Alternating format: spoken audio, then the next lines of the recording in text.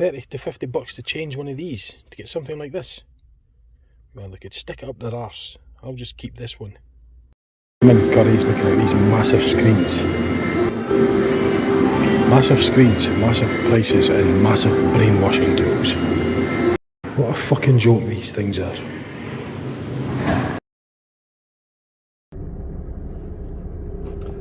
Hello all, and thanks for selecting an episode of In-Car Series Season 3 Episode 5. So, yeah, I haven't done one in a wee while. I'm still using my dad's car because my car's still in the garage getting its in the process of getting its engine overhauled. So I'm just having to use my dad's car at the moment. I'm just on the way to PC World just to get one of these.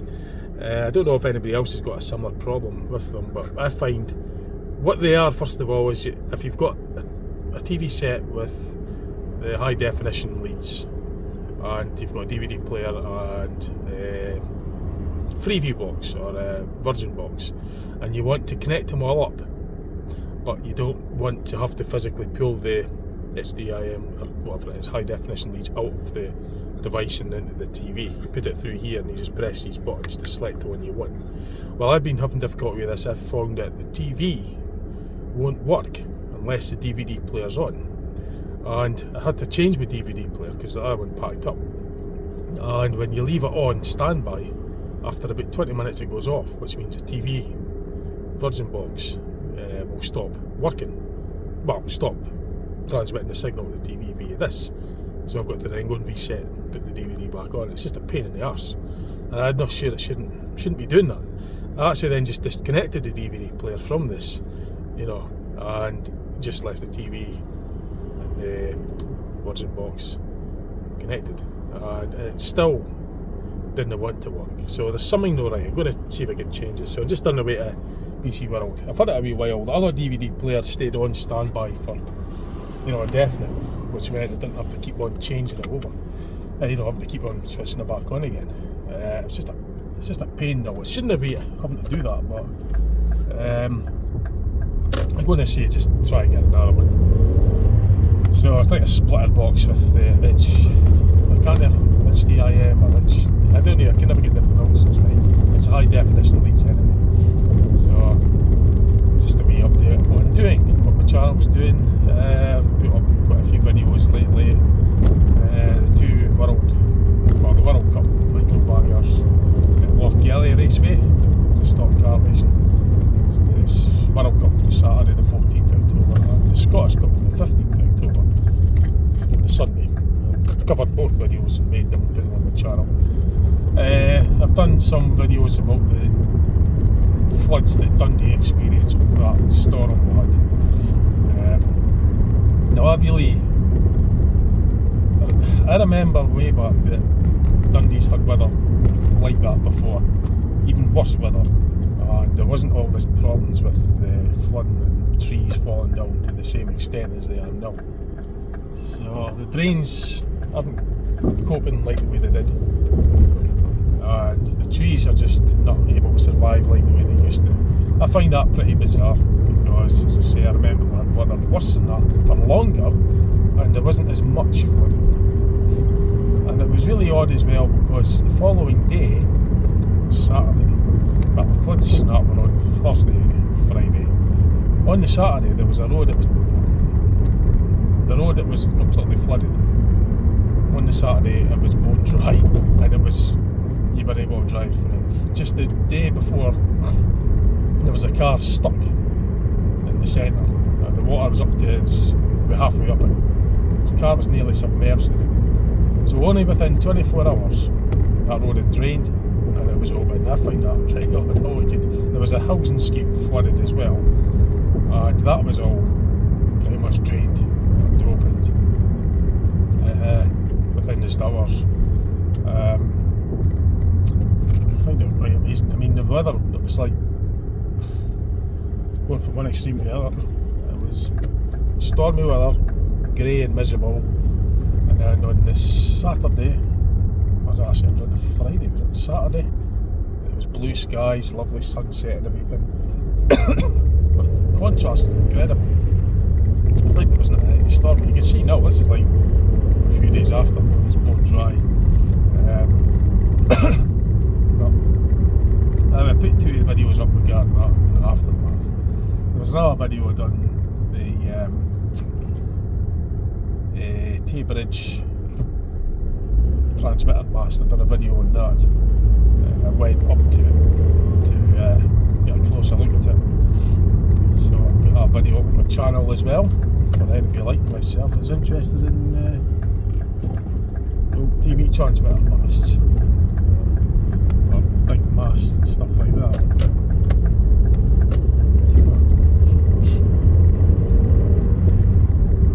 So I'll be putting this video up as well, just to let you know I've done an in-car series very well. So I'm going to get that thing, see if we can get a better one. Prevent that problem.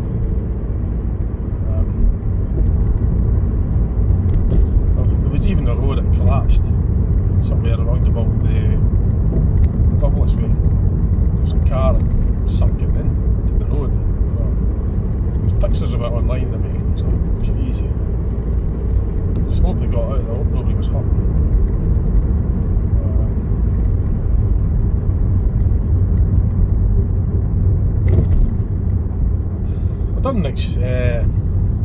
I done a review on Dundee's new 10-pin bowling. Well, it's called Dundee 10-pin bowling, and I done a video of that just the first time I went into it. There was me and a couple of mates went in and played a game of bowls, had a few drinks as well. I didn't need to worry about driving because I was getting a lift, so I was able to have a few drinks. And I enjoyed myself there. Yesterday I went there again with some other people as well. There was a bit more of us this time. But there was I put a review on, they have the reviews and that. I gave it just 2 stars. There was only 2 main points that I liked about it. So I gave it 2 stars. The things that I didn't like so much was having to wait ages to get served, having to ask them to clean the lane from the previous players because it was filthy. The food, they got the food order mixed up as well because I ordered up food and I wasn't happy with the food after the mix up. I asked them if they could change it. They didn't change it. I wasn't really too happy. I just says, well, just chuck it in the bin and forget about it. So I was a wee bit annoyed at that, but it was because of lack of communication. The order was mixed up. Food order was mixed up. But I won't go into too much detail, but there was just things like that. I had to wait ages to get served.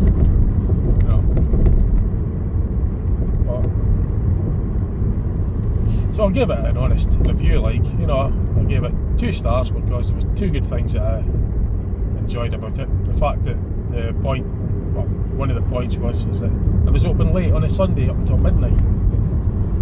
The beer and that was reasonably priced compared to what most other places charge. Relatively it was relatively cheaper. Whereas some places could charge a fortune for a pint, but although it's dear, it was relatively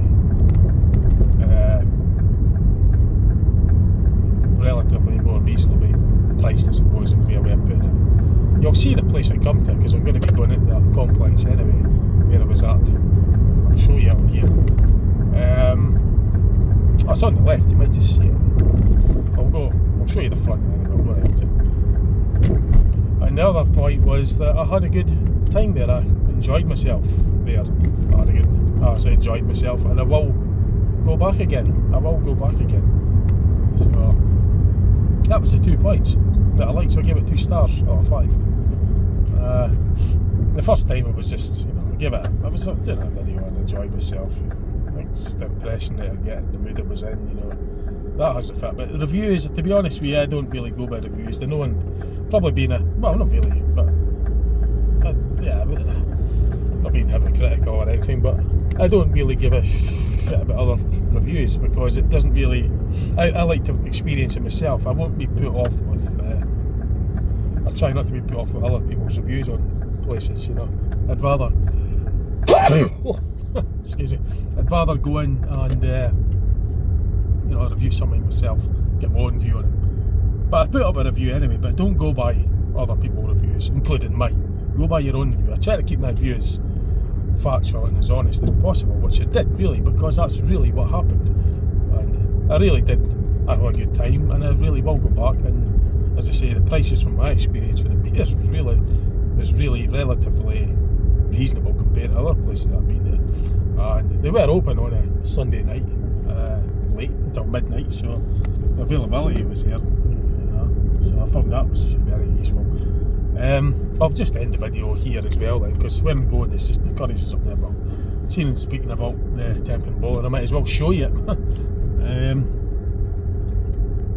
I'll just get parked here, I suppose. No, I'll just park here. I'll move the camera into there. It's in the Kingsway Retail Park in Dundee anyway. It's no long open, but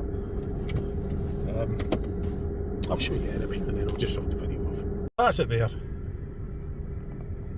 I'm not going to show inside or anything, but I'll just show you what it looks like on the outside and the surrounding area where it's in. It's in the Dundee Kingsway West Retail Park. So, like I say, I'll go back there. I mean, I had a good time, so yeah, I'll give it I'll give it 2 stars because of the 2 points that I made. But I think I get the feeling that, you know, you go when you know, if you're a lot younger and if you're much younger, like a kid, a teenager, but you're really excited about places like that, you tend not to really, you know, give a shit. You know, you just get on with it and enjoy it. You don't really think about the crappy service. You know, if you're waiting for hour getting served, or a filthy table, or filthy lanes, or if the lanes are going to piss around getting things reset and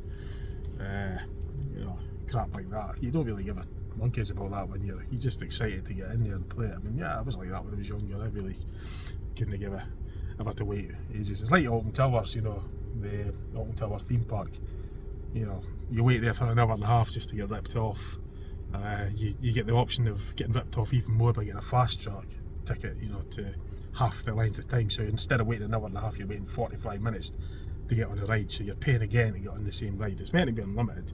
You know, you see it differently when you're older. You know that it's just a money-making, just a money-making exercise. Just like all these entertainment places that are designed to lure people in to part with their money and not notice, the shitey service. You wait, you get food. It's just like you wouldn't want to feed your, food that's you get better elsewhere. You might enjoy it elsewhere, and that's just in my opinion, and also an opinion from somebody that I know as well, and that was with first-hand opinion that I heard first-hand. But you don't really, it's designed so you sort of like, oh yeah, I don't give a monkeys about that, I'll just spend money. You get sucked into the pluggy machines thinking you're going to win more money. You just put the money in, you're only getting back. In fact, you get less. You win less than what you put in. You can make money. That's how it is. The entertainment, when it's all doom, you look up there, it's a grey sky, it's all shite and depressing. But all the bullshit is going on. You put on the news and all you hear is nothing but crap because it's designed, tailor-fitted to catch you in the first 2 words of hearing it, that it's just negative. It's just like Project Depression, and suddenly you get places like this that they're supposed to take your mind off it, but just to get you parted with more money, and gets into the psyche. And you're not meant to think like that. Yeah, you're meant to just say, oh yeah, I'll just allow myself to spend my hard-earned cash to get ripped off, to have about 2 minutes of entertainment, and try and get this buzz to get into the brain where you get, it's like was it dopamine or what is it they use to get people addicted to things. they get into the psyche anyway, get you addicted. That's what it's all about. It's all probably got all sorts of subliminals and the colouring and neon lighting and the sound and the music and everything. It's not just there, but it's just like a way of getting in people to get sucked in, you know, especially if you're young. And it's like you got the films as well, the movies. All the movies are just shite. It's all, well, in my opinion, it's nothing like compared to what it was before, where you actually had a storyline you could actually relish and enjoy, you know. You would see the settings, you would actually see where it was, but now it's just all CGI crap, and it's acting, and you don't understand. I don't anyway, because it's just far too many storylines. The rate at which the story's going is just ridiculously fast. And then sitting for 2.5 hours watching a lot of, you know, try to stay awake like again, and it's like that every time though. I mean, 9 times out of 10, I just go there just to get used to membership, cinema pass. But before, like 20 years ago, you know, I mean, like 10 or 15 year old, you got more films that were actually films you could sit and enjoy and relish. You know, had a thriller like storyline to it where you could really enjoy. You know, well, me anyway, I certainly enjoyed them. Like the films that were made in the 80s and the 90s and 70s, 60s, and you know, good old fashioned films. Very, very rare nowadays. I think you'd try and find a film now that's made in the present day. It's either set in a ridiculously far future, or a different planet, or it's ridiculously superheroed, or it's set way back in the past where nobody could remember firsthand, or it's some fantasy land, or some animated crap. Well, in my opinion,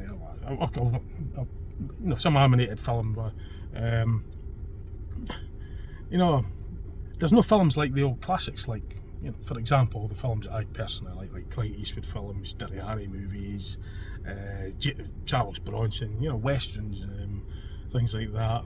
The old TV series that I used to watch in the 80s, like the A-Team, the Professionals, Minder, the Avengers. You know, you don't get anything like that anymore. It's just stuff that's just got multiple talented, all this flash,